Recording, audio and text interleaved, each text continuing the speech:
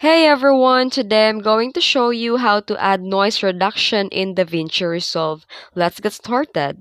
Important note, noise reduction is only available in DaVinci Resolve Studio version and it's a paid version. The free version does not support it. So let's get started. First, click the color tab at the bottom of the Resolve. Then click the clip in your timeline that you want to apply the noise reduction to.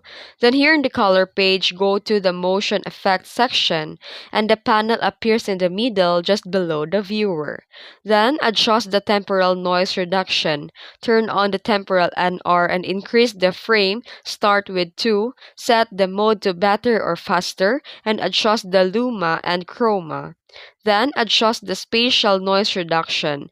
This is optional. You can increase the radius to expand how much detail is affected and increase the luma and chroma is just enough to smooth out grain without blurring detail. And play the clip back. And that's it. If you found this video helpful, don't forget to like and subscribe for more tutorials.